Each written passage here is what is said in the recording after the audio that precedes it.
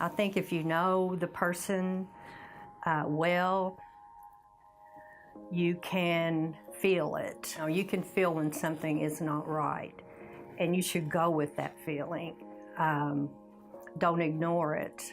My son was 27 years old, and he was a college graduate, had a good job, was in a relationship with a nice girl, but he was terribly, terribly depressed. One day he called and he said that, a couple nights ago he had decided to take some pills and drink alcohol to try to not wake up the next day. He did not want to wake up the next day and go through another day of depression.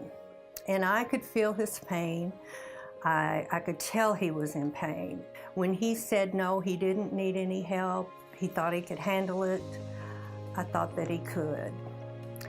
But in my gut, I had a terrible feeling.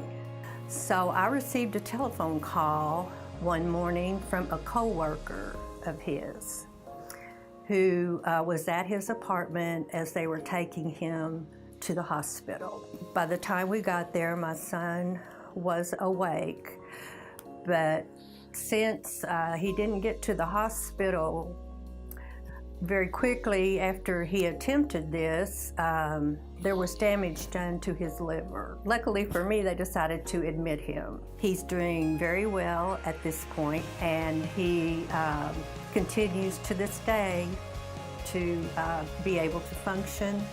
By the grace of God, we're one of the fortunate ones. I don't think there's a cure for depression. I think it's a disease that you live with and you can manage.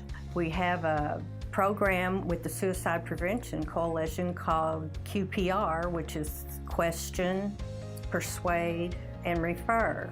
So you want to talk to them, try to persuade them at that moment that it can be worked out, we'll get you help, and then refer them to the proper people to get the help. No one wants to talk about suicide, but everyone needs to learn about it, that it is possible. If someone says that they're going to kill themselves, that they're not just saying that. I think we've both learned that through communication and getting the right help, he can function as a normal as can be human being.